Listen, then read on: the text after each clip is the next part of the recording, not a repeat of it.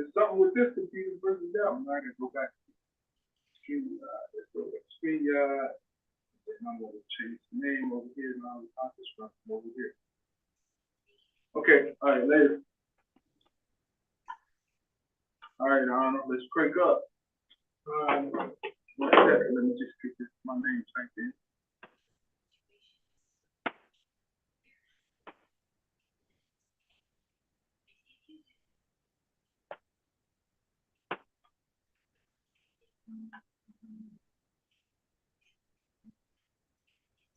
All right, I didn't get a chance to send the next stuff here, but oh, chill a little low.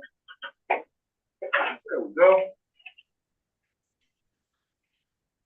What happened to you? You out? What happened? I'm first thinking that 57:30.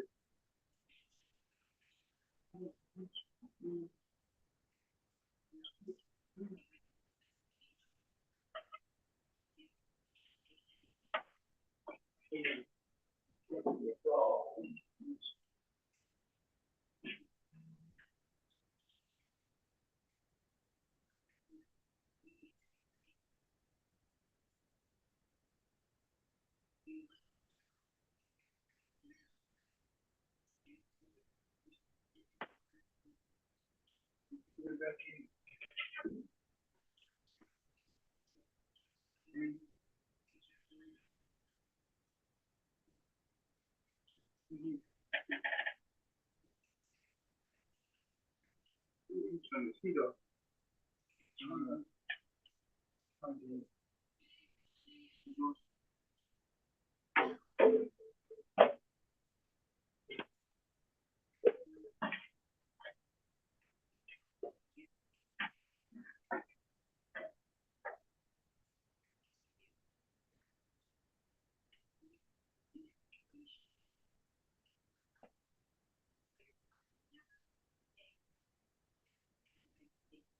All right, there we go. Ready to go, ready to go. Okay. Whenever you ready, when you're ready. Okay. Ready to go live. Speakers on. I don't see who on.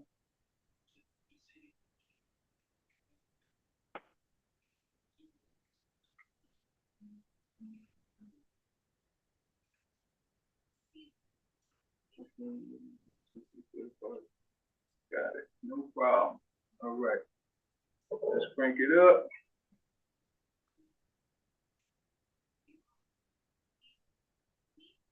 Here. Let's go live. All right. Go live.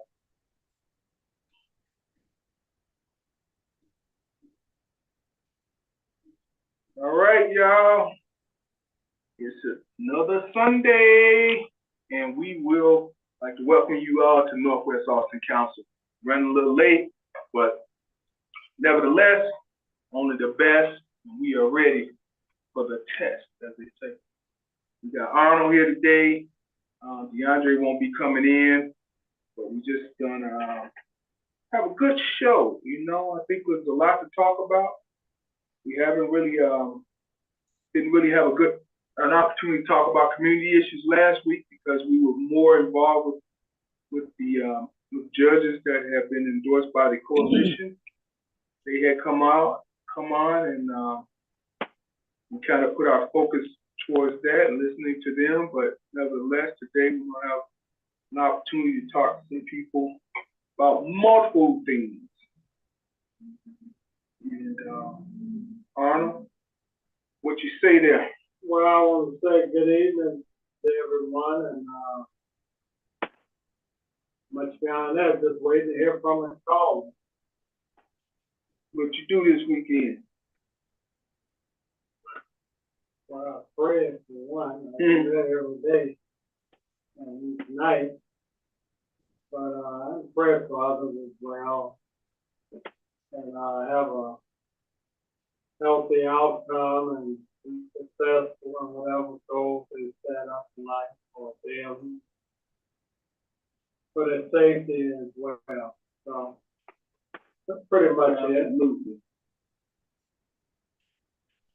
Looking forward to this warm weather we're expecting to the forecasting in the 70 degrees may set a record as well this week. That's right. That's right. They're saying 70 degrees, which is a big number, especially coming, and we still in February. Yeah, a month, almost a month, a week or two ahead of April. Okay. We take a blessing however we can get a blessing, you know. Groundhog said it's gonna be a nice spring, so the groundhog knows what he's talking about. Or she talking about. No, she I knows. know they don't never get a sex line. You know, because they groundhog.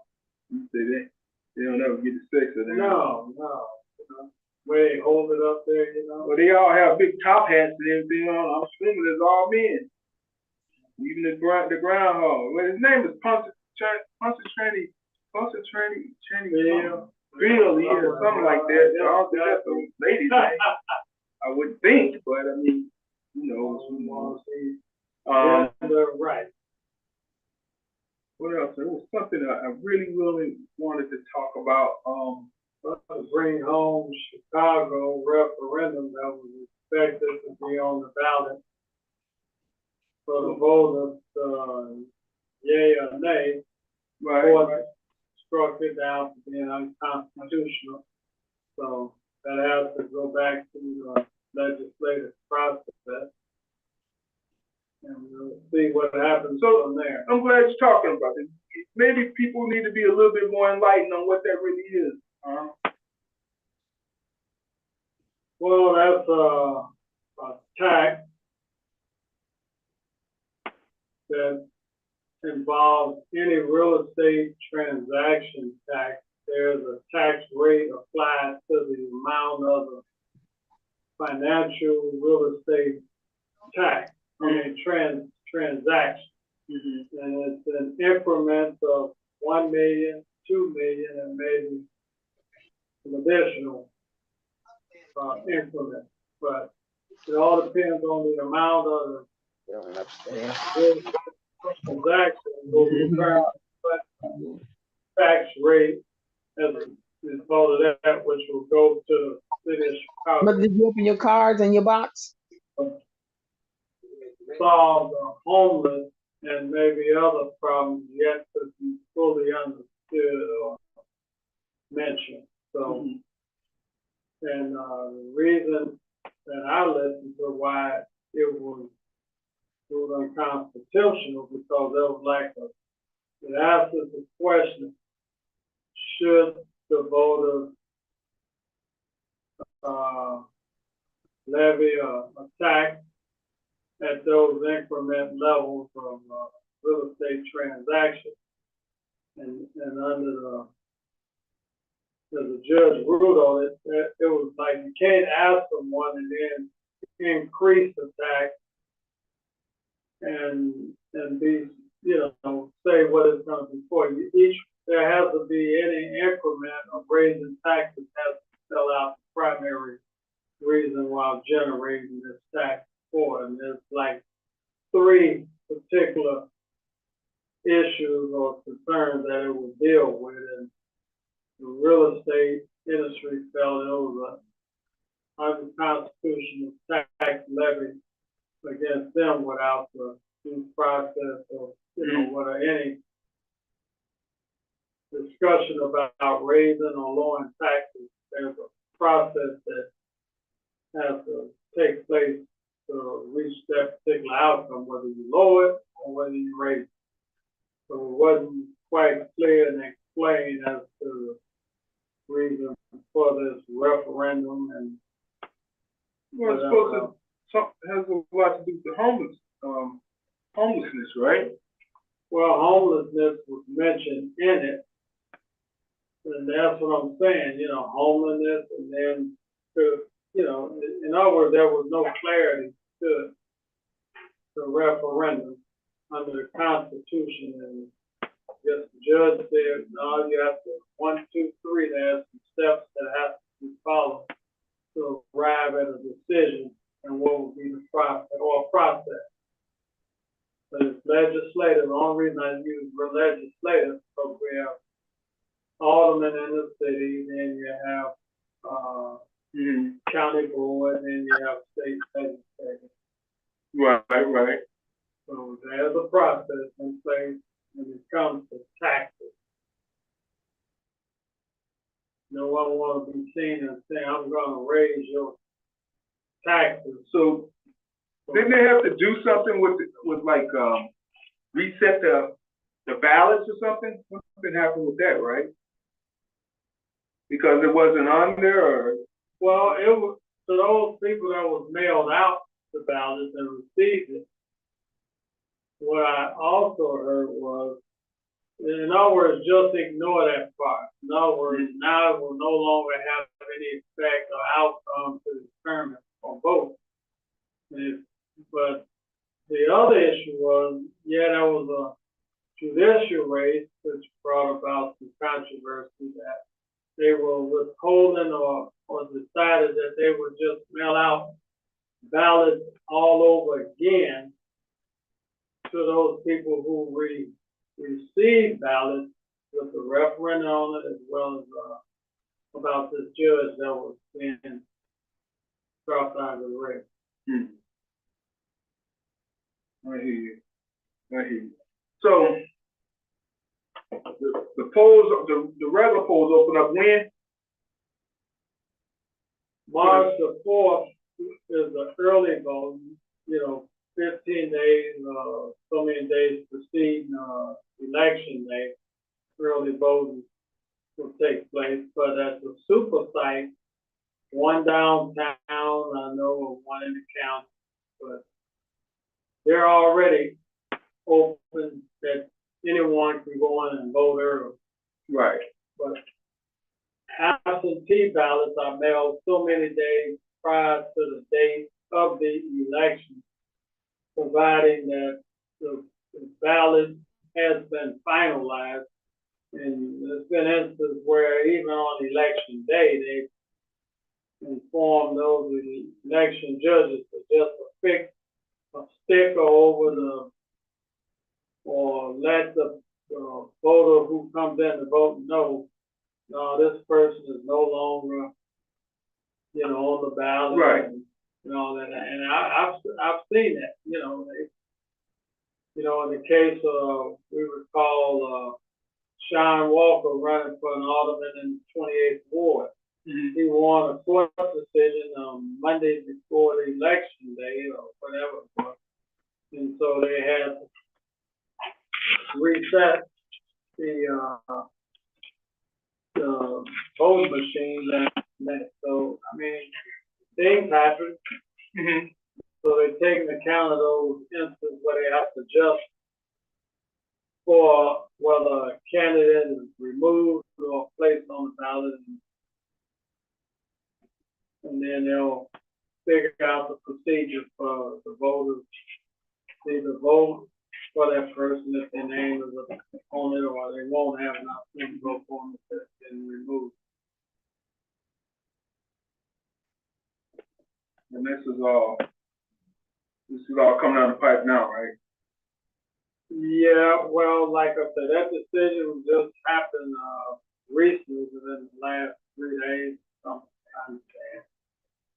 And so remember, early voting was super site occurred on the 15th of February, I think. And this is the 20th, I'm sure you can imagine those people have already voted. That they may have been asked to vote again or whatever. The Board of Election will send out notice, maybe, and let those voters who receive the ballot. I heard some conversation about that they'll receive another ballot without the maybe referendum on it and the judge name on it. Right. So let me ask a question. Ms. Houston, can you hear us? Yes, I can. Okay, great. I miss you. All right, just checking, making sure everybody's audio and everything is there. Um, 1 second, I don't know why people having a bit of a time here. Well, there was another meeting that occurred at Alderman Emma Smith's office, and I know we heard or talked about it and brought up some concerns about those families that's still being impacted from the recent flooding back in the summer of last year, and may not feel they received some relief or any relief or wasn't satisfied with the process, so I didn't attend it. But if anyone out there was at that meeting, just share their comments if they were at the meeting, or just let us know what they heard and what's the next step forward. Because like I say, that's an instance where our congressman certainly may be involved in that effort. And I read an article about it. It's supposed to be about 200 some families that was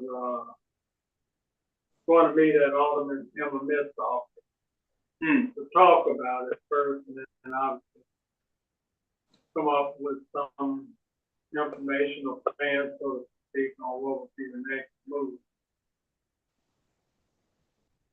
Well, I know one of the things I wanted to talk about was, I don't know if you heard, when was it, Friday, there was a shooting where a security guard was killed at the old, I don't know if you guys remember the old Buddy Bear site, but it's like a store or something right off of Long and Chicago Avenue. I guess a man walked in there with a shotgun and begins to shoot and, I don't know, say some crazy things. And then I guess he had enough time to even pick up the rounds. He picked up all of the casings after he shot the guy. He killed the guy. So I think he had started off at someone's house or something. I don't know if anyone else had heard about this, but they locked down all the schools in the area, particularly Brunson School, which is on Central and Augusta. And I happened to look in the sky at the time, and I saw the I guess it was a police helicopter that was flying very low. It looked like he was riding down Augusta around that area when I looked up in the sky. But I understand he did get captured, but I don't know what the situation was, when it had something to do with the woman that was on social media and he was in her house or something. But anybody know about it, feel free to tell us now if you guys know about that situation. It just happened on Chicago Avenue on Long Friday afternoon. What was it, about 2 o'clock, 2:30, something like that? Yeah, I listened to the news report on it.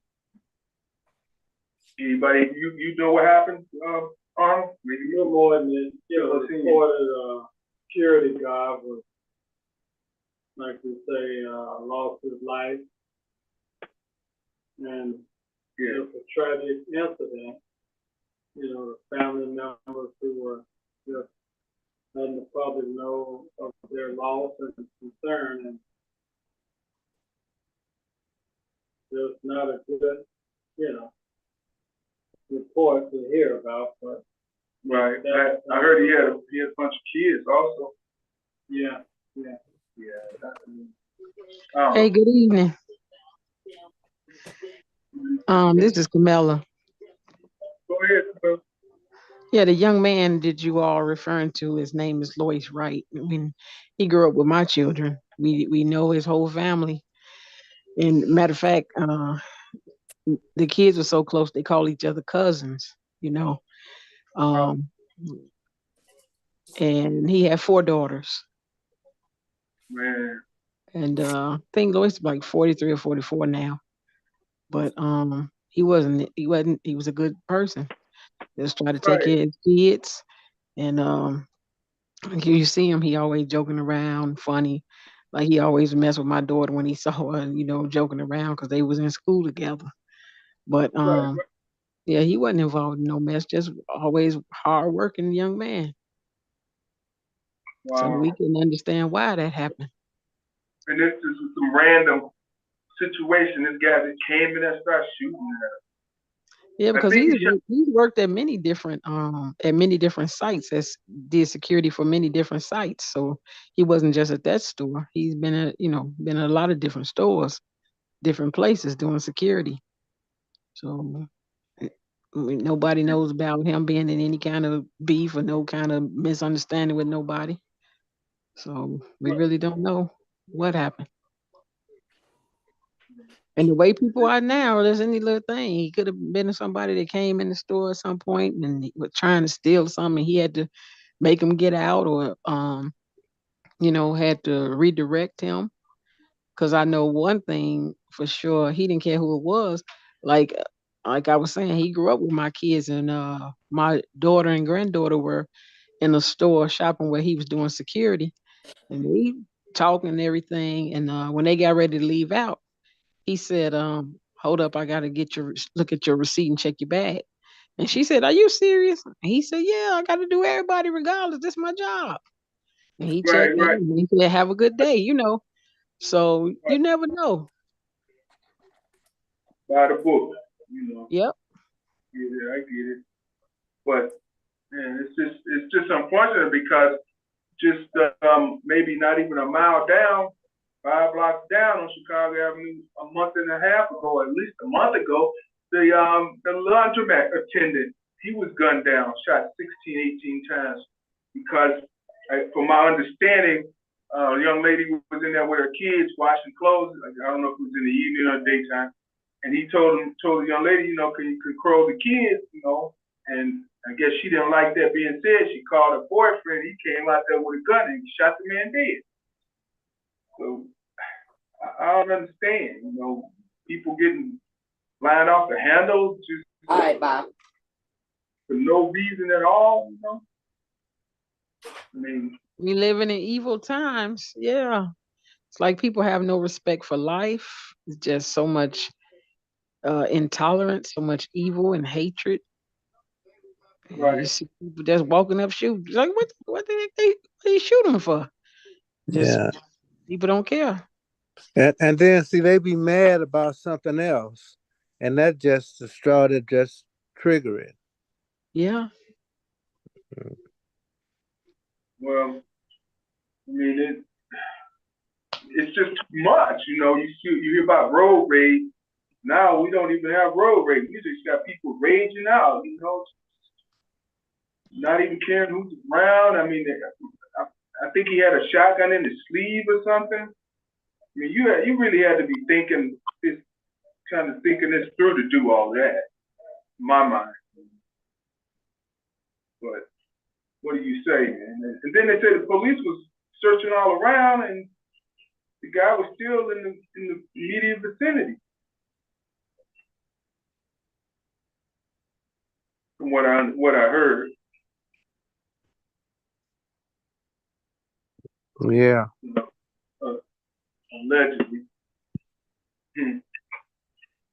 What they say, allegedly. But nevertheless, we gotta be, looking out for each other, looking out for ourselves. Here it is. We're talking about this, and usually these types of things happen when it's warmer out, and we ain't even in that season. And other than we get ready to have some really warm days coming up pretty soon. What, next week? 70 degrees. That's a really warm day for this time of year. What you say there, Tiny?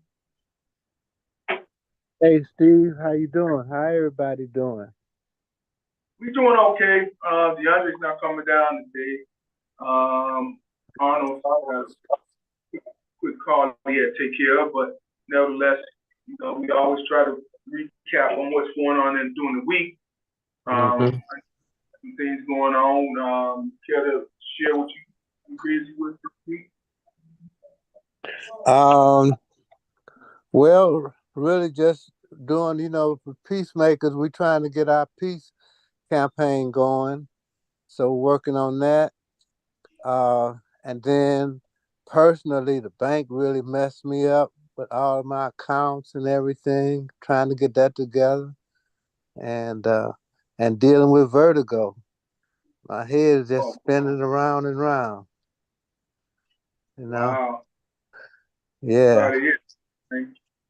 Yeah, I saw yeah, you yesterday. I was together to school. I didn't know yeah, you were going here. Didn't know, but I hope you're feeling better. Get better, cause man. yeah. Well, it was Um, good seeing you last night. That was a nice little party, little fundraiser. yeah, it was a good in and out. Good in and out. You know, get in there and get out. Hey, can't Mm-hmm. complain. All Can't right, complain. all So, right. what's something I want to say? It wasn't in regards to this crime, and that's unfortunate that Camilla, she actually knew the young man. I didn't realize she said he was about 40. You said he's about 40 years old, Camilla? I think she did. But and he had 4 daughters. Wow. Yeah. There's no God, man. No God for anybody's life. And we really need law enforcement to start cranking it up, you know. I don't know what they're doing, but we're missing a lot of instances where they can be effective. And all I think is, you know, just get out there and do a little bit, you know. Make crime. I guess they can't stop crime, I guess. Seems like that's not gonna happen, but it used to be a time they called it crime prevention, didn't it? But I don't know how the prevention part is working out. Because the things that are going on are just catastrophic, you know. So what else everybody else got going on? What you say there, Mary? You got something happening?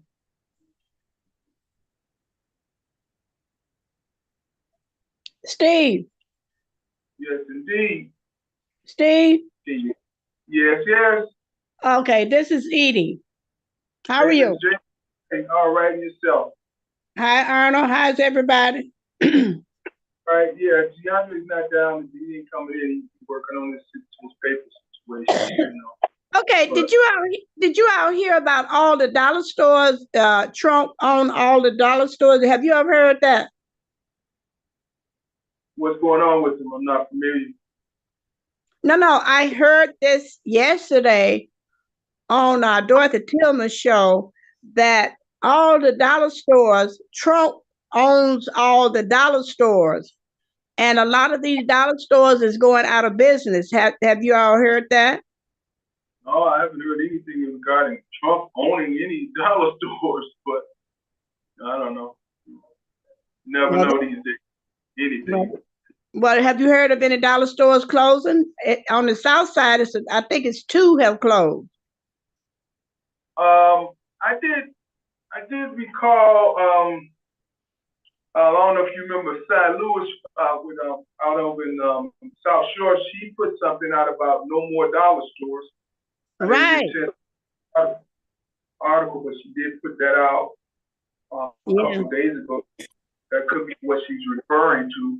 Well, Yeah. you know, I did hear of an ordinance that will limit how many dollar stores could be in a specific neighborhood. They say they were too close together, and they were trying to stop the dollar stores from opening up so close. Now I heard that, but I haven't heard anything about Trump owning a dollar store. Right. Well, I just heard. Dollar store and the Dollar General. They say they were too close. They got 2 in one neighborhood and stuff, and that's too close. So they trying to do something with that. Well, we don't have Right. any close dollar stores in our community. They're not close in our community.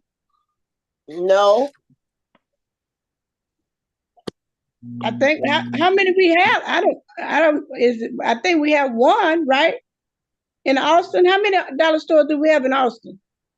we got one on North Avenue right off Central, and we got one on Narragansett. And we have the Dollar General right across the street from the dollar store, North Avenue and Central. Oh, okay. And then we got the Yeah. one on Chicago Avenue. But that's You got a not couple. close. You got a couple of them on Division just before you get to Cicero. Yeah. You know. But you know, they was complaining on Dorothy Tillman show. They were saying that they was closing the dollar stores, and they was complaining because they were saying most seniors, this is where they shop at the dollar stores. You know, they can't shop at the Walmart and things like that. And they were saying that they was closing in their community out south. That's what I heard yesterday. Anything to inconvenience poor Black people. They don't That's care. it. There it is. There it is. Well, I mean, if you look at it and be realistic about it, the dollar stores that are out there, they're changing the prices every time you look around. It ain't $1. Everything's $5, $6. You know, I mean, I guess it's still good in this economy, but what next? They're gonna become $10 stores. You know, everything in there gonna be $10. We ain't gonna never know what to expect after that. Shoot, that's the whole point of the dollar store. It's supposed to be affordable, right? And Yeah. you know what? Yeah. It's more than that, Roundhouse. Because think about it. There's one over there on Narragansett and North Avenue. Then you go down a little bit down North Avenue before you get to Laramie. I think there's another dollar store somewhere in there, one or two. So I mean, they are proliferating the areas with these dollar stores. I just never paid attention to it like that. Yeah, And but you know, it's for seniors who live in the area. They can Yeah. walk up there and they can get back frozen Right. food. They can get what cleaning supplies, get everything. Right. And it's $1.25 is not that much money versus what Jewels and Walmart and the other company are Right. charging. You know, But that's what they were saying. The older people, the seniors, that's where they shop at the dollar stores. And they were saying, why they cutting them out? Why they are shutting them down? it's generating too much income. And, you know, a lot of us go there because I know I stay in the dollar store for crafts, and, Yeah. you know, cleaning supplies. Mm-hmm. Mm-hmm. I even go in there and get the Sunny Delight juice for the kids, you know. Yeah. go. And then listen, you know what? KFC, I know 2 KFCs have shut down. Now the one on North Avenue and wait a minute, the one on Madison, right across from Walgreens, that's closed. And the one right here on North Avenue and Austin, that's shut down. So what's up with that? Well, it's like people ain't eating chicken no more. What's wrong with it? Well, it must be expensive. Has the prices gone up that much that they don't allow people to afford it? Hold on to your breakfast. You think that could be the issue? What? I said, you think the issue could be that the prices have gone up? I haven't been in the KFC in a while, but you think that could be the issue? Say that the prices have gone up? I don't know. Prices have gone up at McDonald's. Everybody's higher. So I don't know why they'll just target stores in our community. Give us a grocery store, full line grocery store. Right. Wouldn't have to go to the dollar store and stuff like that. Yeah. I mean, we got a space for it. Save a Lot store's been empty for a while. What are they doing with that? You know? The old Jewel building, they turned that into a fitness center. So, you know, we are seriously in what they call food deserts. You know, I don't know, what's the closest store? Walmart on Cicero in North? And what's the other store over there? Food for Less. Yeah, how's that going? They get plenty of business when I go up in there. That's the only food store that we have close by, other than Walmart. I heard there was some challenges going on in the food for less. People complaining about the food was old and mice and rats running around up in there at one time. Yeah, we gotta do better, man. It's just, we come so far and so long where, you know, we had quality stores. I remember we had at least four major stores in our neighborhood. We had a Black Giant, we had a Jewel, and we had a National, and we had I don't think we had Buddy Bears at the same time, but we had a National, Jewels, Black Giant. You might find an AMP here and there, used to be, but AMPs went under, Black Giant went under, the National went under, the Jewels moved away. We don't have a Jewel anywhere in our neighborhood. Nope. We used to have Chicago Avenue on Pine. We had one on Chicago, on Madison and Central. We had one on Grand and Costner. We had the one that was in Oak Park off of North Avenue and near before you get to Eric Hansen. I don't get it. I mean, we complain and see what it looked like. They don't want to be around, put them in black neighborhoods. Well, they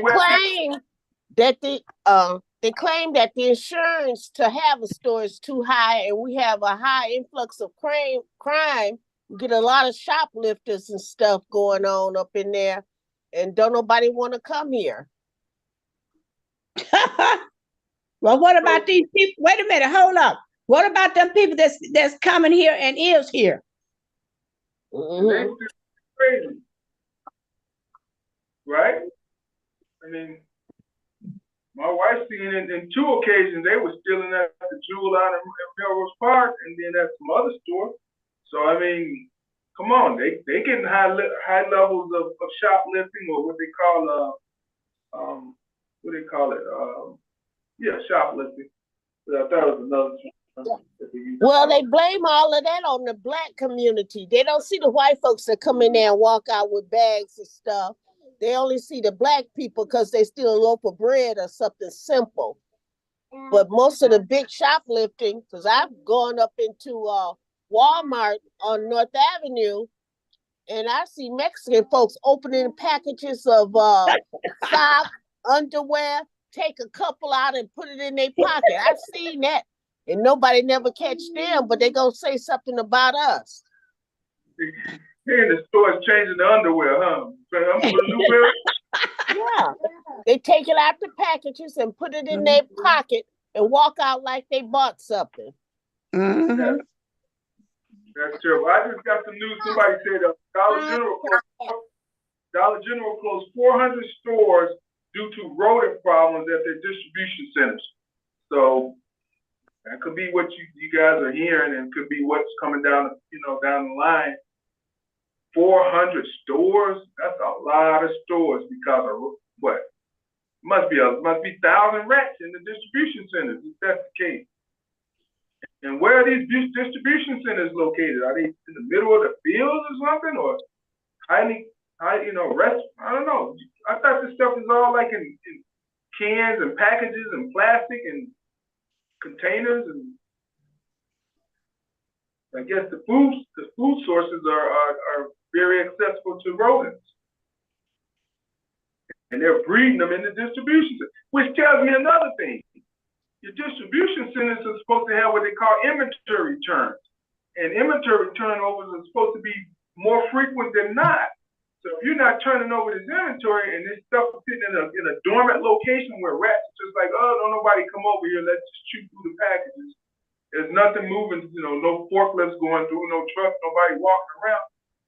What size or how big are these distribution centers where you can't see rats eating the product daily? Well, like I said, they said that Trump owned these stores. So I guess when they put that on him, charging him with all that money, then that's when they started shutting them down. That's what was said yesterday on Dorothy Tillman show.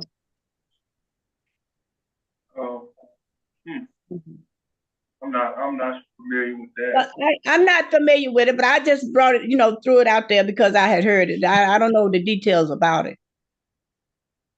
Well, shoot, he's gonna need some kind of dollar store because they hitting them hard. 350-something million on one case, 83 million on another case. They chipping away at his supposedly having these billions. I don't know how the man became a billionaire. He wasn't a billionaire when he went into the White House. He was way short. That's to keep our mind off the prize. Just keep our mind into all this other stuff. That's what it is. Keep our mind on him, all that garbage, and a lot of things going on is not being taken care of in our community. Did you all hear Till Hardeman this morning? No, I didn't get to. I mean, he was putting it down. He was talking about them other folks coming over here, and we are not being taken care of. And we've been with this what they call a reparation. These people's coming over here getting everything. They're getting everything taken care of. Here we've been here all our life. We can't get nothing taken care of. Or if they trying to help you, you got to go through so much red tape to get anything. Right. Well, I'm gonna tell you, we really have to start looking deep at how we electing people, who we're electing, and change up. I mean, I get it. We ain't got to change up and go Republican, but I mean, we can find some good candidates in a party. But that's what he was saying that as well. So he was saying, these politicians, everybody's sitting back quiet. Ain't nobody trying to speak up for us. He said, this is a mess and we at the back of the line. And we are. Because I'm going to tell you all, I experience this every day. People come to me for jobs. Do you know our people have to go through all this red tape to get a job? When they just hire these people from the temp agency, they can go in today and do whatever application. I don't even know if they do application. They get hired today. But my people, they got to wait for a background check. They got to wait for a drug test. That's going to take a week. Then the next one's going to take a week. That's how they doing our people. We have to go through so much and still sometimes don't get it. Just like housing. You got to go through all the red tape to get housing. People been waiting for houses forever. But these other people come over here, get housing money, link card, whatever. So we still at the back of the line. Where's our politicians at? Exactly. I totally get what you're saying. But you know what? We let these things go on because we refuse to come together. We have to learn to come together. We talk about that all the time. Come together, come together. And I'm gonna say this about that because I've been watching. I don't know if you guys remember. Eye on the Prize used to come on especially during Black History Month, and that's what we are in the middle. Well, almost at the end of. We haven't even touched base on Black history like we should have and what we should be. But if you look, I was looking at Eye on the Prize, the chronicle of Black civil rights, and they were talking about Malcolm X versus Dr. Martin Luther King Jr. and how Malcolm X said, we can't sit around and wait for people to give us power. We have to take that is due to us. And Dr. King was, of course, non-violent, passive aggression, I think they call it. But nevertheless, people were marching through Mississippi and they were shot and killed. Stokely Carmichael, he was marching with Dr. King and they set up at a public school that they got, set up a tent and everything. And they were getting ready to, set up for the night. And the National Guard came out that night and shot them up with gas canisters and hit Stokely Carmichael in the chest with one. and they started beating them and kicking them, and they had to retreat into the school. But my point about all of what I'm saying is, yeah, it's hard to come together, but they came together under all adversity. I mean, their lives were at stake, their health was at stake. They were walking 200 miles to go from town to town just to sign people up. And I didn't realize back in the 60s or so, the symbol for the Democratic Party, I don't know if it was just all over, but I noticed they said in Alabama it was a rooster. I thought it was always was the donkey for the Democrats and the elephant for the Republicans, but it was one point a rooster. So blacks in Alabama, because they were not getting any representation, although in Montgomery they were 80% of the population, but they had no black representation in government. They decided to start their own party, and they called it the Panther Party. And people still got a little upset because they said, well, panther is a very aggressive animal. We don't want people to think that we're becoming violent, under the beliefs of Malcolm X, because Southern blacks were still, church people, and they didn't look at, Malcolm X. Then the other thing, they looked at him from he's a Northerner. He's speaking all his violence. We need to take our power back. We don't need to, have people letting us abusing our rights and not letting us have our power. But when they came up with that Panther Party, people came out, did their thing. They came out and voted.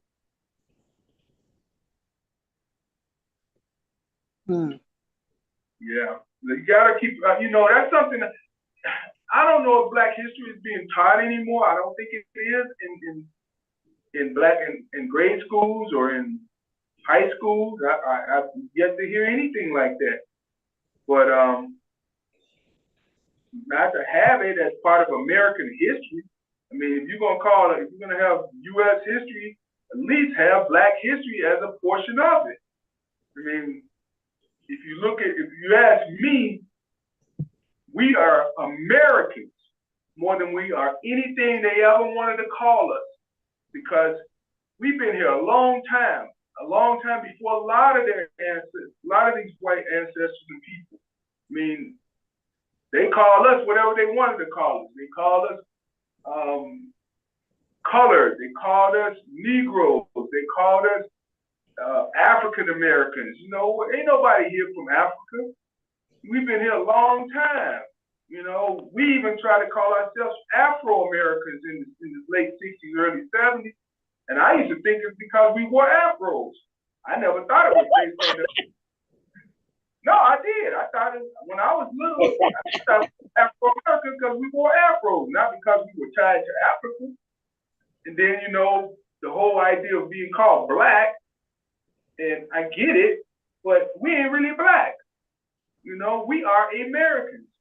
That's it. We're more Americans than anybody. The natives or the indigenous people, they don't want to be called Americans because they was here before the white people got here. So I get it. I get them not saying that they're Americans. They were here before. But when you brought us to a land and dropped us here, and we have been here over 400 years, I think we should be the true Americans. That's another reason why they did away with that Columbus Day. Now they call it Indigenous Peoples Day, because the Indians and people of color were here before Christopher Columbus even set foot Right. on the Americas. Yeah, I remember that they saying that. I know. I heard that one. Right. It's so unfortunate that with white people, they tend to want to claim only the good, and then when you start pointing out, hey, wait a minute, you killed all these people off, and you took this. Well, no, that's not how it really was. Yes, it is, and yes, it was. They don't want to talk about it, They have bothered every race. They have bothered every race, because before the blacks or Africans were brought over here for slavery, it was the Chinese people that were here, and they were slaves here. before we were. What were they doing before? They said the Chinese people, they had them building on railroads and doing other things, being in, servants and slaves here. But now I don't No, know that how was true, this is, but they say because of the stature of their frame, their body, they couldn't handle all the strenuous work.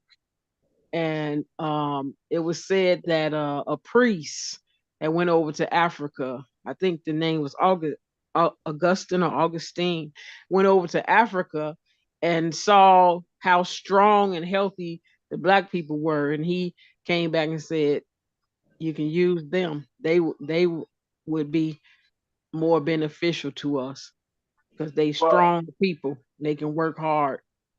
I'm have to correct you on that one. The Chinese didn't come until later because the railroads weren't built until like the late 1700s or the mid early 1700s, and we had been here since 1400s. But I think the people that you are referring to are the indigenous people. They tried to enslave them first, and they couldn't do it because they knew the lay of the land. They knew where to get weapons, how whatever weapons they needed, to fight back. They knew how to hide because this was their country. They knew the food, they knew everything. The only thing that hurt them was white people brought over chickenpox, and that started killing off a lot of the indigenous native people. Mm-hmm. So that information regarding the Chinese, it wasn't Asian or Chinese people, it was the Indian people. Yeah, they tried that. Like what they say, they tried it. And they weren't having it. And then all the tribes started, they tried to get the tribes, the tribes were fusing a little bit here and there, but the tribes started coming together when they saw the white people. And then it was like, man, we better leave them alone, and go find us somebody. And they had the best plan. Bring somebody from somewhere else and drop them somewhere where they can't even figure out how to get away. Okay, so thank you for enlightening me on that because I had misinformation. So I want to throw something else out there, and I need you to give me some clarification on this. So another thing that I heard about this country is, for example, we get into a lot of wars because of dealing with other countries regarding their resources, but that the United States, as far as oil, all types of minerals and gold and resources from the land, we already had that. But because of greed and people steady removing things from the land, they say even like California, the reason why it's crumbling and falling because they took so much of the natural resources from the land when they were doing the panhandling and the gold rush stuff on the West Coast. That's why that area is falling into the ocean, and that we get into it about the oil, but the United States had their own oil resources, and they started dealing with other countries, and that's another reason why a lot of wars kicked off, and also some of the reasoning behind the 9/11. Now, do you know anything about that or how true that is? Okay, so let's first talk about the oil and resources. Okay. Let's understand, first and foremost, the country we live in is a capitalistic country, meaning that there's only few at the top and many at the bottom that's going to shore up the rest of the people that's making all the money. So greed is going to definitely be in the mix. I ain't never knew a capitalist that wasn't greedy. So, yeah, we always trying to take, and we already got. Take. I remember when I was little, all that was spoken of was Fort Knox. Fort Knox is where all the gold is. It's highly fortified. It's military, make sure, that's how we make sure our money is backed by our gold and all this. But America went to a new source of money, and it's based on oil. That's why, think about it. Anything in the Middle East, we all in the middle of it. Because we want to make sure that our cut is still going to keep. kind of thinking about a little bit on the idea of the West Coast and how you said that it was falling. No, we can't really say that they done mined the earth, so it's falling off to the Pacific Ocean. But we do know there are true fault lines. There are the Yeah, big I fault think what they're talking about is like all those gigantic, enormous sinkholes in the state of California, like lines. That's possible, pretty much yeah. crumbling into the ocean. I would agree. They could be possibly based on a lot of the mining that they had done. But I think the big gold rush was more up in wasn't it more up in Washington State? Yeah, it was up in Washington. I had a friend of mine, a young guy I met years ago that was in the same business out, we met learning about industrial lasers. And he was from he's like the first generation pretty much in living in Washington State. He was 20 years old, and he told me in the area called the Puget Sound area, which is right outside of Seattle.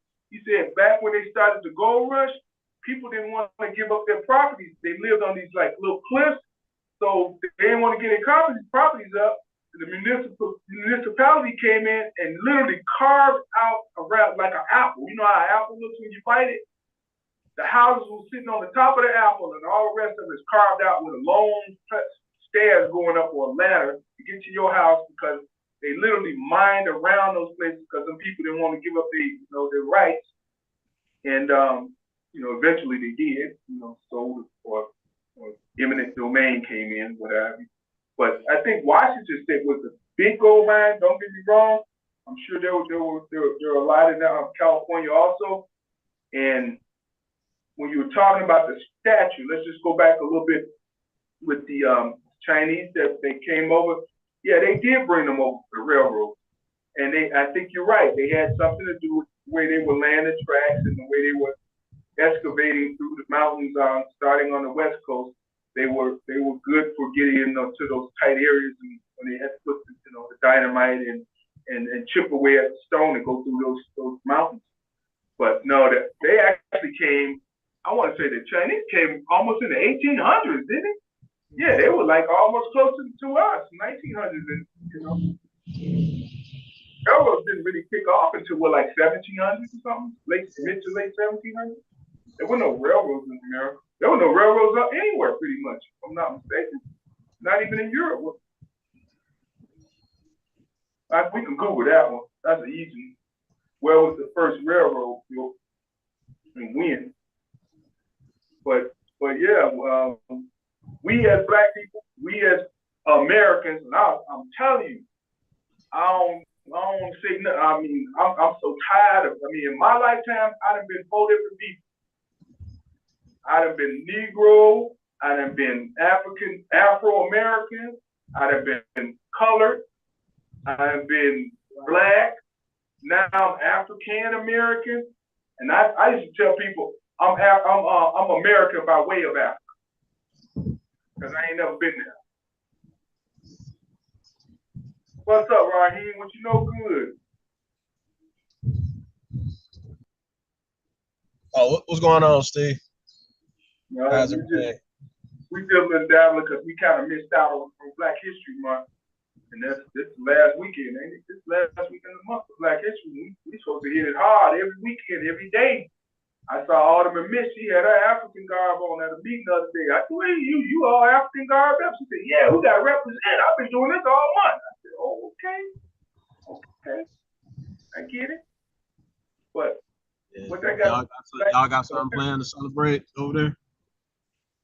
No, but man, I'm gonna tell you the truth though. What I've always done in previous years, or what we've always done, we've always taken advantage of Honorable Reverend Dr. Martin Luther King birthday, and we typically did a retreat on his birthday, a board retreat, and that's been kind of the focus. But of course, that's in January, which in my mind, it starts to kick off for our month. And this is the first time we've had a long month. This is the first time we got an extra day for Black History Month. And And I Yeah, remember, it was hey, 4 years. you remember when we just had a Black History? What was a week? History, just a week. Yeah, first it was a week, then went to 2 weeks, then we got the month, the shortest month. Hey, I ain't gonna even complain. We got a month, you know. But I do believe we need to incorporate it. If they don't have Black history being taught in grammar school and high school like it was when I was little, they just need to put it in U.S. history. Put it in U.S. history. Make it part of U.S. history. There's plenty to discuss. You know. You agree, Arnold? Yep. I mean, Well, there's also Black Restaurant Month or week, and this is the last week for Black Restaurant Week or month. So please, I would only suggest that we go out and visit and spend some money at our Black business restaurant establishments and taste from juices, smoothies, cookies, bakeries, whether you eat meat or no meat, just a whole gamut of opportunities. So spend some money with the Black businessmen, some new ones that not only in the city, they're in the suburbs, but they're within traveling distance to take the family out. I've been watching television for announcements and just looking at the food preparations and the morning talk shows that they're providing for the hosts and inviting the guests out to just put on display their items that they're goods and services as well as the food and drink. So I only encourage those of you to go out. You can Google Black Restaurant Week and get a listing of 50 establishments that's listed, and then other information concerning the whole Black History Month celebration and activities, include whether it's civic, social, or food, or just whatever interest you would have. Just can't support some Black business people. It will welcome our business and our dollars. Any other concerns out there with our callers? I kind of stepped out the room for a minute there, and I heard the live conversation take place. So I'm asking you all just fill me in now. What's on your mind?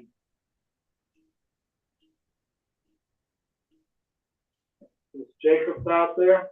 I have a question for the people that can remember Black History Week. Was it in February? Now, it's a leap year. So we pick up one next day, yes. So it was in February? Yes, Black History Month is celebrated in February. Oh, no, I'm saying when it was Black History Week. Was it February? The original, yeah, it was February. Yeah, okay. And it was about a week, and it's been growing, building up momentum, you might say. And then right after our month come Hispanics, if I'm not mistaken, next month. You know what I was just thinking? What if they just had every month a health month where we just gonna work on talking about how to keep people healthy 31 days out of the month. And first thing we'll do, the first month, let's work on blood pressure. And we'll talk about what it takes to be healthy with blood pressure and keep people on track for 31 days. Then the next month, let's talk about, what else they talk about? Diabetes. Let's see what we can do to keep people on track, and talk about how to stay healthy from diabetes and blood pressure. Then the third month, let's talk about diabetes and blood pressure and what else? Well, they do have breast. How about mental health? Yeah. Health, breast. Every day, just talk about it so that people can have some solutions to curb those situations. And then you can mix it up. But if we're talking about nationalities and cultures, man, none of that even matter if you're in the lab or you sick. So, I mean, do they have like a month for those things? I know they have days like, Cancer Awareness Day or something. No, they have a month. There is a National Health Month, a month for breast cancer, a month for pretty much everything now. Yeah. You just got to know when it is on the calendar. Yeah, but I'm saying, how do we should have stuff that just thoroughly throughout the whole year. You just inundating people with, oh, what are you doing today? Don't eat that salt pork. Maybe you should have this and this today. Then tomorrow, let's talk about, fitness and how it helps you with your blood pressure. Anyway, I'm just saying, we get into all these little idiosyncrasies in America about, individuality. The one thing that we got in common is we're going to die. And we don't need to be dying soon. So how do we help people not do that? Well, Steve, I have a comment about that. It's good for us to have focal points regarding our health, but the thing is, like one of the participants in the group was just discussing food deserts. You can have all the talk, but if you don't have the food necessary in your communities, the healthy meat, healthy fruits and vegetables, I mean, what's the sense in talking about it? We don't even have we don't even have the resources. You want to eat healthy, but you don't even have fresh food in the stores in your community, or there aren't any stores in your community. You got to go. You can't even walk to them. You got to try to get a ride or catch the public transportation.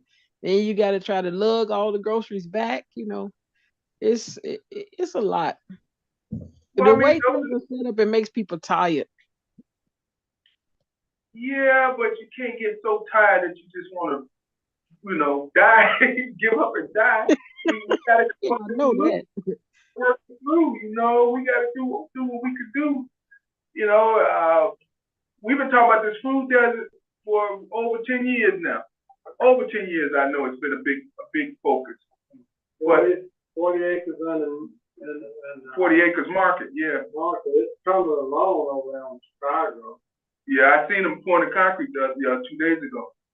Yeah, that's supposed to be a big deal, Hey, let's see how that pans out. That could be excellent, just to have good quality produce, We had what's her name out here? What's her right name? I forgot the girl's name. DeAndre met her out on the streets one day, but she's the one that's kind of spearheading that acres market, and I think it's going to be a great thing for us on the west side. Yeah, well, she I think she got a start on being more mobile, Then went from a truck to a bus, and they would drive up and down. People would get on the bus and shop there, and then a fixed structure to now opening up, like you say, on Chicago. Mm-hmm. And what's that, Waller? Mm-hmm. Yeah, they were pouring. I think they were pouring the dock, getting the docks ready. What did you see? Salvation Army? Salvation Army, yeah, definitely. Yeah. So we'll see. I'm just optimistic with hopefully a good outcome for them, and looking forward to spending my money down when they do open the door. Yeah, I think it'll be a good place. There's one in Lawndale. They call it the Farm on Ogden, and they have a tilapia, not tilapia. They have I don't know what kind of fish are in that pond, that thing, but they have some type of fresh. They grow the fish, and the fish feed the plants and all this stuff, and the produce is relatively cheap. Although they don't grow it all there, they have farms that bring it in. Yeah. Some of it in, but those items they don't grow to the east of the actual area that's used for displays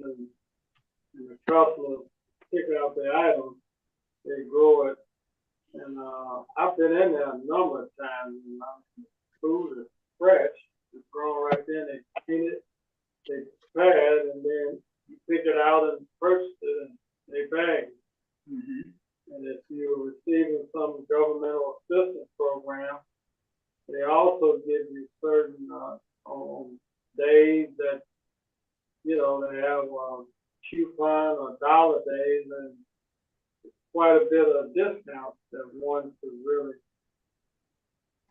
gain from. So, okay, how would how would a senior, just say a disabled senior, would get there to get her food or his food or whatever? This is another thing in our community. Yeah, we got these stores that's opening up, whichever the or whatever kind of stores is open. But maybe you got disabled people. They can't make it to get what they the food, the health food that they need. So how would we could do that? How that would come about? Unfortunately, we do have a resource and a solution. It's called Lyft and Uber Eats, and Uber. I mean, they'll pick up and deliver whatever you need. Now, there should probably be with these distribution places, these vegetable stands and markets and all these. They should have their own people that's just out delivering, because they can capture that money themselves as opposed to letting Uber or Lyft capture the money and probably charge a little more. But that's something we can probably question and request from these kind of places. Hey, we got 100 people that's willing to buy from you if you can get it delivered to them. Right, right. Yeah, we need to get into that as a community. Get their resources. They may say, I may only deliver within a 5-mile radius. Then after that, you might have to go to Uber or Lyft, but everything that you want is at a cost. And I understand that everybody can't afford it, and the cost should be, Somebody called me this week on the sidebar and said, Steve, I need to know if you have a resource for housing, because there has to be some type of government assistance for me to buy a house or to get into a nice place to live. And I'm thinking, wow, what is that today? With the struggles that everybody's having with housing. And I've yet to return the call because she left me a message, and I'm still questioning people about, hey, what's a good resource? I ran into a young lady that worked for the Department of HUD yesterday, and at the event that Tiny and the Peacemakers had, and I'm going to reach out to her and ask her what's her help, how much help can she give. But let me digress from that and go back to what we was talking about, the food and the food deserts, how we could become more healthier if we just promoted it on a daily basis, month to month to month to month. And I think people would probably adhere to the idea more if they hear it every day. Hey, today is Eat Your Apple Day.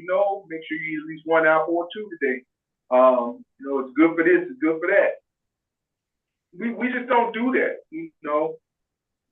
And don't get me wrong. We need to definitely talk about Black history, because I'm kind of jumping back, but the reason I say we definitely need to do it because I think young Black American kids don't have an idea of what's going on and what has gone on. And they don't think that they're susceptible to any of the things that ever happened to us before. They think that was the past, and that will never happen again, and that's old time, old school and what have you. But hey, one thing we know about history, if you don't understand and recognize that it happened and how it happened, it can repeat itself. But we're talking about the food being delivered to, like, the seniors or disabled. That would open up something for the young people for jobs. That's jobs. That's jobs for the community, like delivering the food to Miss Mary over at whatever address or whatever. That's creating jobs in our community. That we should look into that. That's that's good for our young people. Yeah, To know I that mean, they, huh? I remember back in the day when we were young. I remember Market Basket used to be on Madison and what is that? Yeah, yeah, Oh no, we used to, when people would come out the store and they were just walking over to their cars or whatever, we would ask them, "Do you want us to carry your groceries?" right, right, Or if right. you had to go far, we would have like a wagon or something. We would just put Yeah, them in our wagon and take them to their house. And right. Yeah, holler or whatever.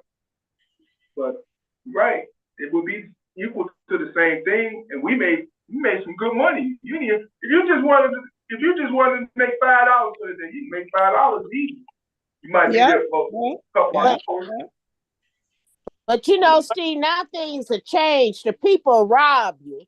You know, you can't trust nobody to take your groceries with you home because you'll become a victim because times have really changed. But we're saying you order it from the place that you want the product from, and then that establishment have these young people that they've been vetted and checked out already, Yeah. and then they just line up and jump in their car, their scooter. Man, take a scooter. Most times the groceries ain't that big, and drop it off. Maybe in the winter you ain't riding a scooter, but for those that can't get a license yet or whatever, scooters, you can ride scooters without a license. So I'm just saying there are opportunities. Yeah, I think there's a way. It's just that we as the community need to get together and come up with a plan for our young people, and get with the company, get with the store, or however way, and it could work. It could work. I do believe, but we just got to put it together. Okay, so if you put it together, what are these young people willing to accept for pay? What if the one young people what? What type of money are they willing to accept for their services? Well, that would be like the store would have like maybe a contract or something with a young man or whoever we would pay you ever X amount of dollars to work however many hours or whatever. That would be up to the store. But so let's say the store said we're gonna give you $5 an hour. You think they're No, gonna no, no, no, no, no, no, Wasn't it no, depending no, on what minimum wage is? no, no, no, no. We're not gonna give nobody no $5. That's a disgrace. Come on now. Yeah, I think minimum wage is $15 and something cent an hour now, right? So Yeah, that's the minimum wages. But we ain't talking about no. Don't even come up talking about no $5. let's just say we give them $15 an hour. But the seniors only ordered $5 for produce. You gotta have at least 6, 7 seniors in an hour if they all order $5 worth of produce to cover that man's expenses. So you see what I'm saying? Now if you go in there spending some real money, $100, $75 worth of produce, $50 worth of produce, it's gonna be some money in there to have somebody doing it. Cover that. I just okra and just give me 1 bushel of okra and to have it delivered. Really? We're gonna deliver a little bag of okra because the bag of okra is only $5 and the man gotta make $15 an hour. And it may take him 6 minutes to get to you and 15 minutes to come back. Now he got 30 minutes to try to figure out how he gonna get the other $10 for the hour. Or not. It's a possibility. I guess I'll figure it out the logistics because they ain't gonna send them out unless they got enough to load them up with, and they got to have it a convenient route, where the route is equitable to the distance where you're going. So yeah, it could be done. I guess it could. But again, I guess they have to have a minimum amount ordered for delivery. Because I know some seniors, they'll be like, "Well, I just needed some peppers," All right, on the way there, if you can't go to Miss Jones, we'll bring the peppers too.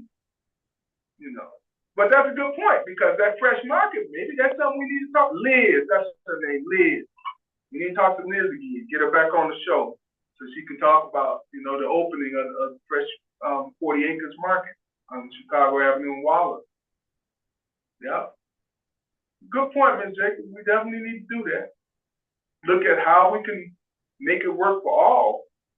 That's it. That's all it is. That's what it takes for our young people. Then I do believe in it. We gotta start. Yeah. We gotta start from somewhere. Oh yeah. Like I said, if they got a car, maybe they need to have. Maybe the market needs to have their own one vehicle. Start with one vehicle that they can load up and get deliveries out. Yeah. Other thing is younger people, they got all these little scooter things. You can load up on these scooters. You know what I'm saying? It ain't a big deal to drive down a block on a scooter or two with a bag. They got some little baskets you can put on them and get them delivered. Yeah, good point. And the scooters are electric, so hopefully that's not a big cost. They don't have to talk about how much gas and fuel we got to put in and all these repairs. Yeah, Liz, I'm gonna reach out to Liz and talk to her. She ain't been on for like 2 years. I think she came on the first year when we started. Yeah. But I had talked with a young lady last week about outreach canvassing, young people's canvassing in the community, and she was saying to me that she needed some people for me to get some people for her. And I said, well, okay, well, how much are you paying? And she said, oh, we need volunteers. I said, that's a slap in the face. Don't come to me like this. Baby, we are trying to survive. You got people out here walking the streets, outreach, canvassing, and you don't have no insurance, and you talking about volunteering? Come on now. Right. This is the wrong time. You need to ask the rich people for volunteer work. They're the only ones. They got the money. We don't have that in our community. We're trying to survive. Our young people are trying to survive. In fact, we all is trying to survive. But you're gonna come to me and say we need volunteers. I don't believe in that. What you volunteer, that's been gone. We don't do that. We can't do that. What you saying? A poor man's budget ain't no such word as free. That's right. You got to pay for breathing now. Pay for breathing, huh? That's right. Don't say that. They're gonna start trying to tax you on that.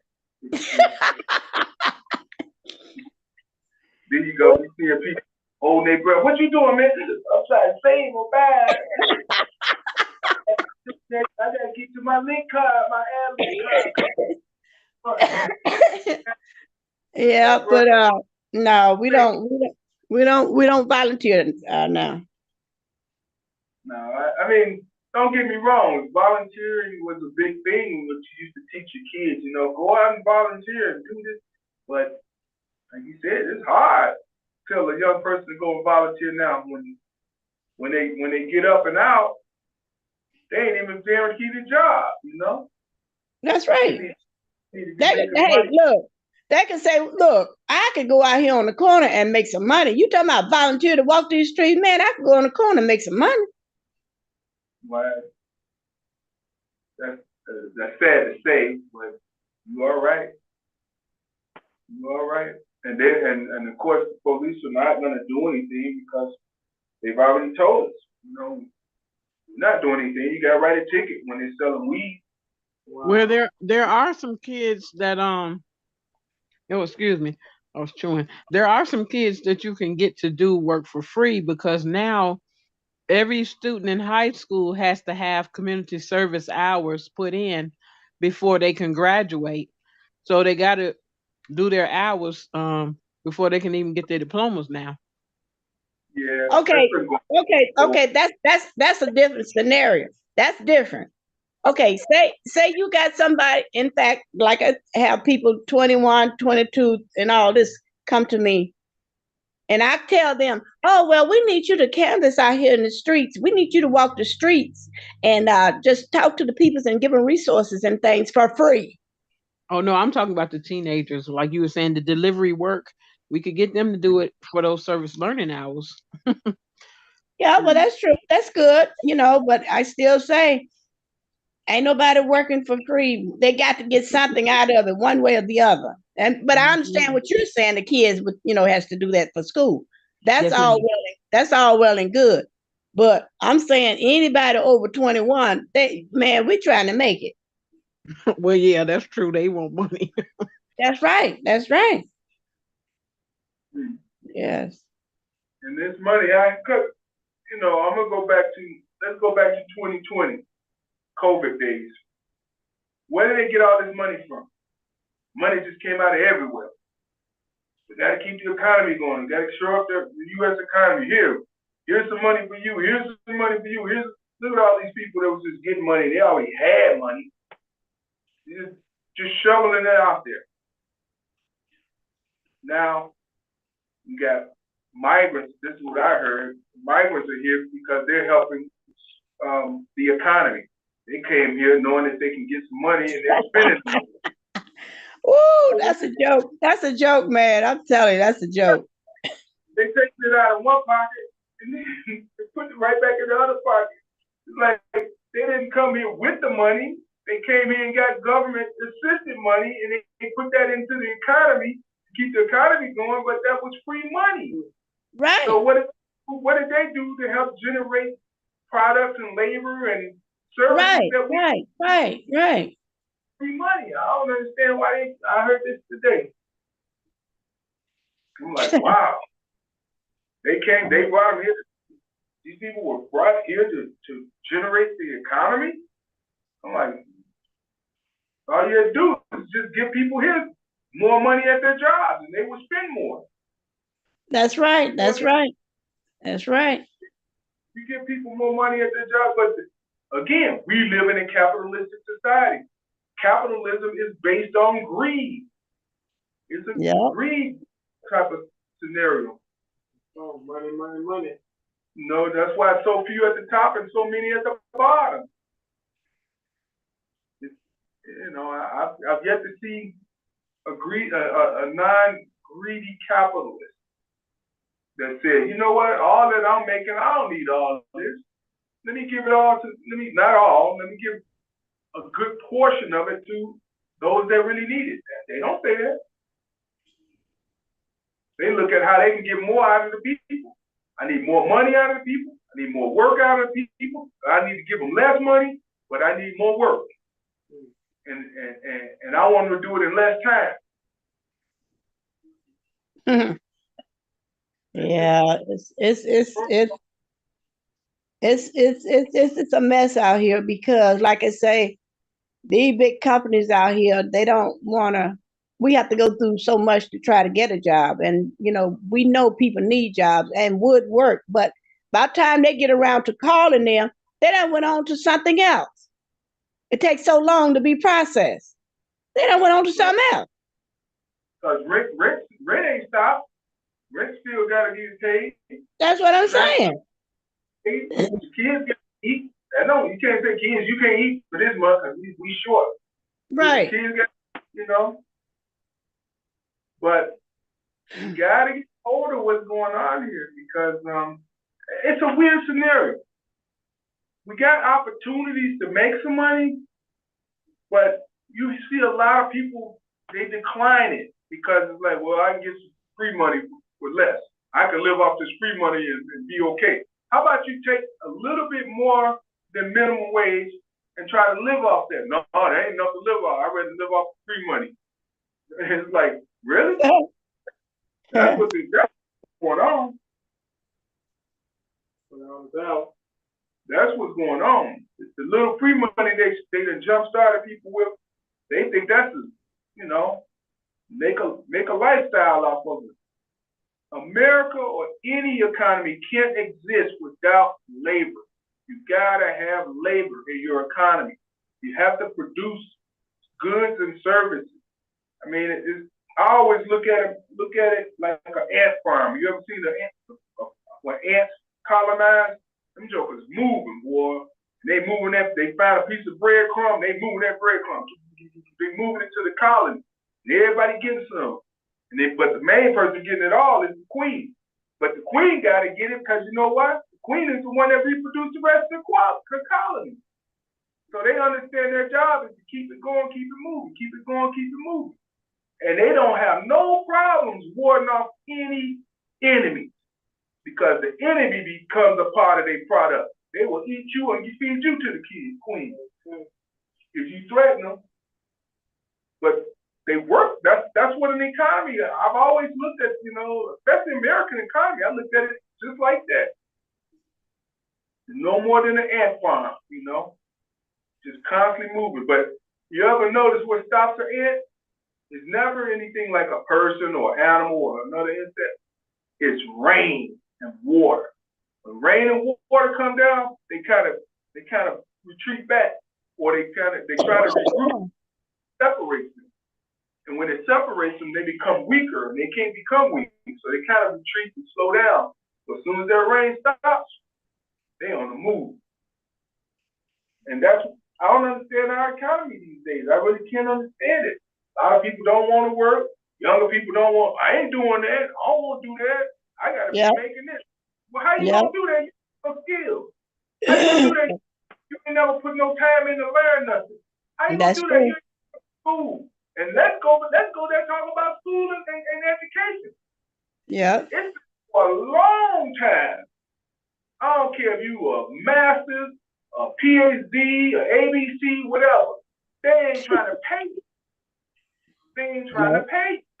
No. You got to go in there knowing that you know somebody, or you got to be in a particular. Look, I know some people that went into law.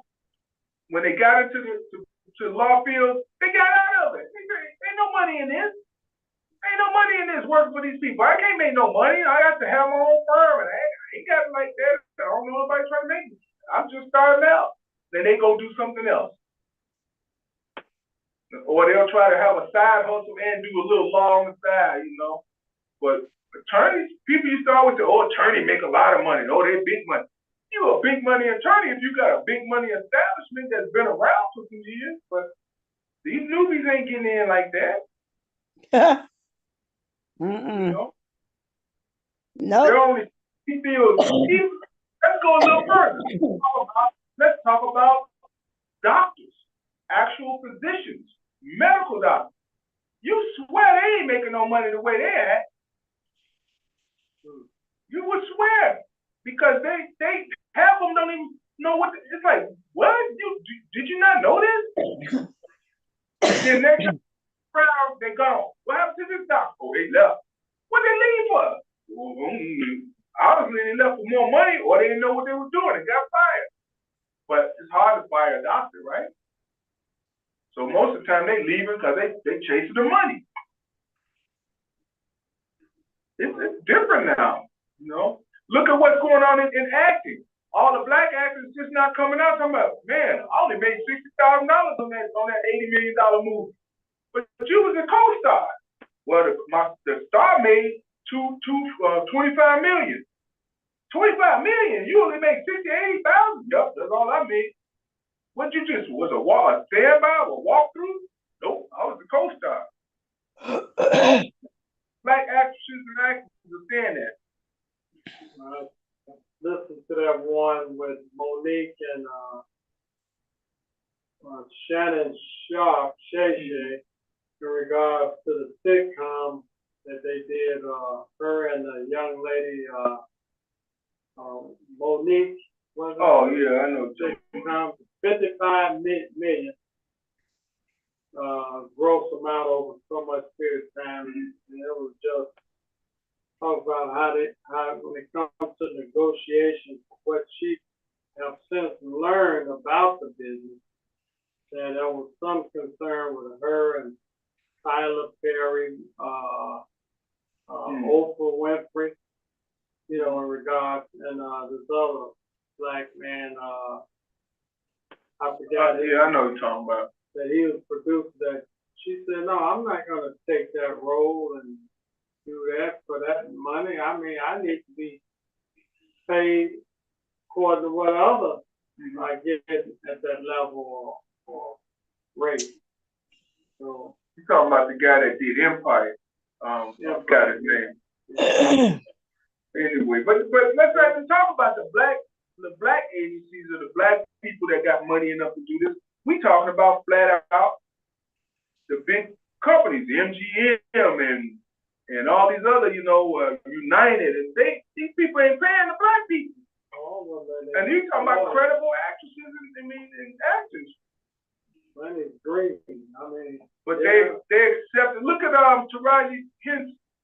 Yeah, she did Benjamin Button. I swear to you, she had a co-star role. She was the mother of Benjamin Button. I mean, how much more can you not be involved?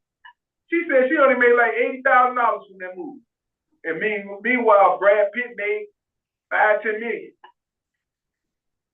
Well, as I'm listening, they're learning now to negotiate and know what amount of money to ask for in all levels of the industry now. Mm-hmm. And that was eye-opening just to listen to that kind of conversation. Even I was mentioning about Calvin, what's his name? The dude, his Chase card commercial. I tell you, who getting their money? All of these used to be actresses and actors like Ice-T and what's the girl, Vivica Fox. They doing all these little commercials for get your insurance, get your auto fee. They selling this stuff. Yeah, they selling it. Yeah. They selling it. You do 10 to 15 of them commercials, I guarantee you making some money. She ain't doing a lot of movies, but she making an Ice-T. I don't know. Like I said, it's a different world. Everybody talk about content creation and making money off of content and all that. Yeah, well, whatever. Yeah, I got 1 million subscribers. Yeah, okay. What that translate out to? And how's that working out? Well, talk about that. Look at the brother that did the State Farm, where he started out. And he's hanging in there now. He's at a higher rate, but he came in as just an entry-level employee when they brought others on there making top dollars, but he should build up his profile. I'm sure he's demanding more. But Jake with State Farm, now with all Patrick Mahomes, basketball players, so he's reach a level of stardom, and he can demand more. So it's the brand. It's branding. Now think about it. Who's the biggest branded person you know for the last 40 years? Michael Jordan. Absolutely. And I remember when he came to Chicago, they wasn't paying him piddly diddly, and them dudes putting points on the board back in '84. And everybody's like, man, I'm gonna be like Michael Jordan. I'm like, who's Michael Jordan? He's like, man, this new guy with the Bulls. Man, I'm like, really? They spent some money on somebody? And this guy was making his money off of endorsements. Really, he didn't start getting no endorsements in '84. I think they kicked in more towards '85, '86. But he didn't even complain no more. He was like, you know what? Just let me shoot this ball and let me do what I do.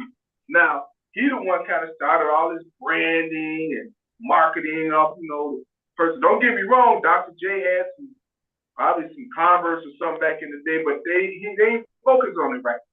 They ain't focused on it like you could wear this every day on the street. Or you could use this, sports and streetwear. It wasn't like that. It wasn't like that. They really, they did a movie on that. Nike did a movie on it. Expose or documentary on it. Mm-hmm. The expose. Look, speaking of expose, that's what I wanted to tell everybody about.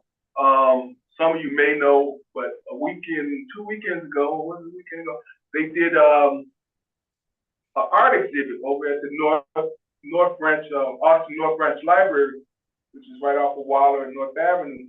And I was featured as one of the art pieces by the artist known as Antonio Rupert. and I think there were another 10 or 12 other people. And it was based on a kind of like a biography that they were doing, time capsule biography, where she did a portrait of you, an art portrait of you, which was I think it's oil paint. And then she took information like what's your view and what has happened in the last 30 years of living in Austin. She asked the 10 or 12 individuals the same question. And we gave our own, twist on what we experienced and what has happened.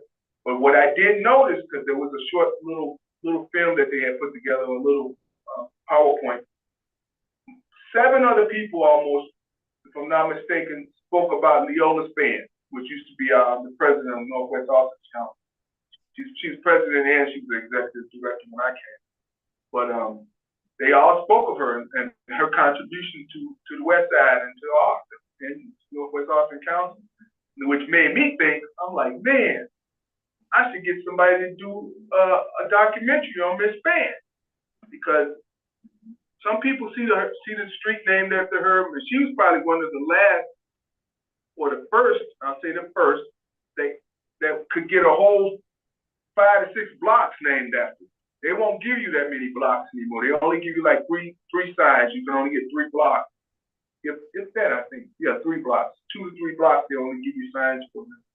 But I was thinking that people really need to know who she was and what she was really about and how her contribution has really transformed and helped the West Side.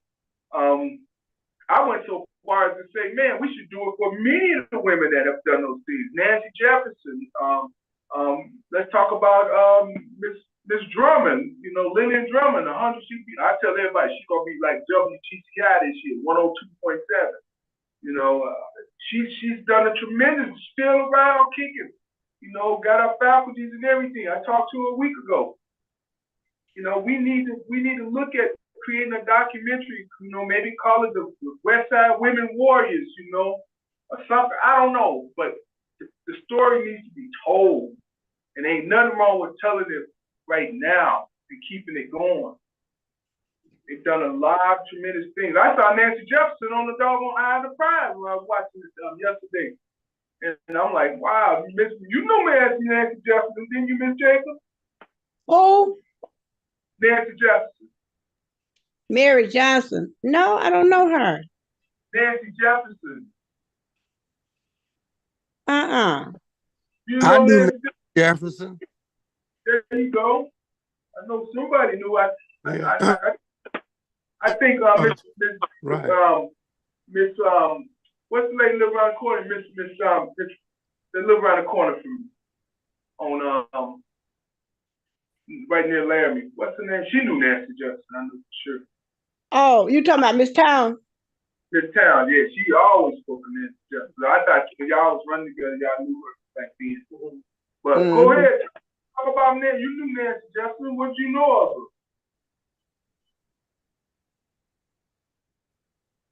They had they had she worked with Dr.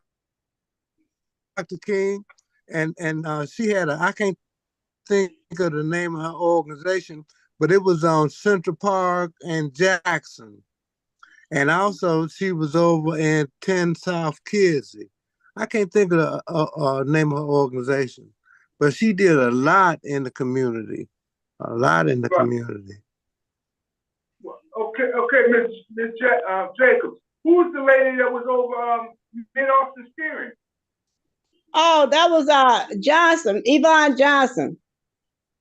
Okay, there you go. I mean, we had a lot of women warriors on the West Side, holding it down, keeping it together. We still do. I think their story needs to be told. I really do. I mean, there are a lot of men that have done. I was at this place called the Chicago Tool Library, and this place for anybody that's listening, go and check them out. They rent you the tools for free. If you don't have the money, you just tell them, they'll let you rent it, or if you want to make a contribution, just make a contribution. But it's right off of Carroll and Pulaski, Lake and Pulaski. They got all types of tools, But I was talking to the young lady in there, young white lady, but girl, she said she moved from Indiana and they, it's a nonprofit entity that they're doing. She said, I live over on Comar and West End. I'm like, whoa, it's kind of rough over there. I'm like, but she said, I got a house over there. I'm like, well, you should know Mary Nelson. It's Mary Nelson stomping ground. She's like, who? What? I'm like, man, Mary Nelson, this is all Bethel New Life, Beth Ann, all that. That's them, And I was telling her about her. So, there's a lot of movers and shakers that come off this west side. But they can. Okay. I'm just saying, y'all, something to think about. I'm just looking real quick for Nancy Jefferson real quick. We're going to conclude, y'all. Anybody else got anything that might? Nancy B. Jefferson is my son. That's ice. West Side Inspiration, Nancy Jefferson, 69. Midwest Community. Headed to Midwest Community Council. Yeah, that's it. Yeah, that's what it is. Midwest Community Steve, I wanted to bring up about the public school system not having policemen in the school, but we can do that next week since time is short. I can definitely dive into that because me and DeAndre and Dwayne Truss and Brandon Johnson and Carl Brinson and we all had an experience right downstairs at Northwest Austin Council back in 2020, regarding what they call SROs, school resource officers. And it was to the point where right around the corner from your house, Ella, 1 block away, about 200 young people converged on Dwayne Truss's house because he was a member of the Board of Education. And they protested and wrote all types of foul stuff all on the sidewalk and with chalk and stuff and protested in front of his house against that. And we have to dive into that next week because I can tell you about that. That's something that's been going on. That's been a heated topic for the last 3-4 years. Yeah. Okay. But y'all, as we coming to the close of the show, and anybody got anything in conclusion they like to add? Go ahead. Start down the show. Miss J, anything? Well, I can say we at the back of the line, y'all. We got to step it up. We talking about it, but we got to get out here and be about it. Absolutely. About you, Tiny, anything? Yeah, well, I would just like to say, everybody vote. Be sure you vote and tell all your relatives and friends to vote. Vote for Danny Davis, especially. And thank God for this program, and I'm glad to be around like-minded people. All right. Barry, you got anything?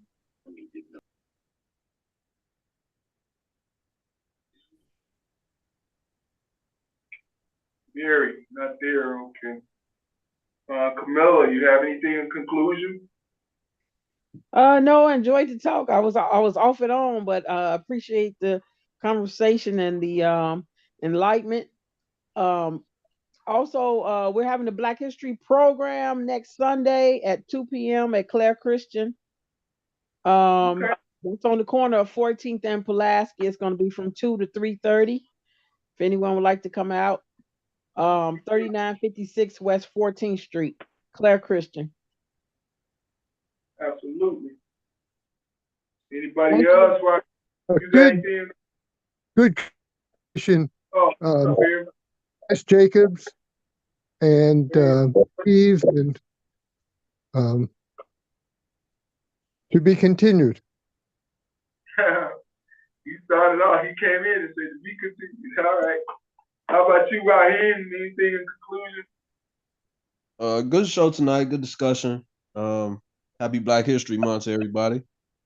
Yeah, today I'm like y'all doing it on the march, but that's all good. Keep it rolling. Oh yeah, yeah. So like Camilla just said, we having a Black History program. We're gonna have, you know, some speeches and a play called God is a Tree. So if y'all not doing anything, come check it out. Give us the date time one more time. It's next Sunday from 2 to 3:30 at Claire Christian. And that's right off Pulaski and 14th. Yeah, right on the corner. All right. Sounds like a plan. Arnold, what you got for us?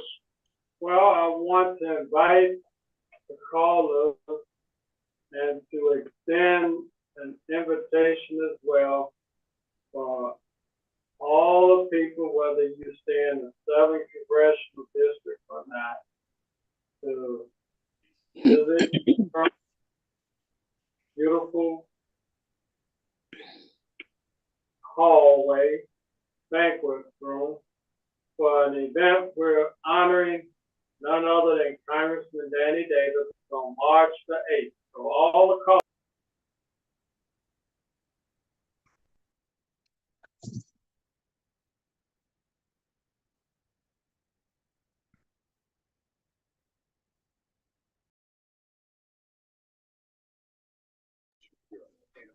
Hello? Your volume went out. Yeah.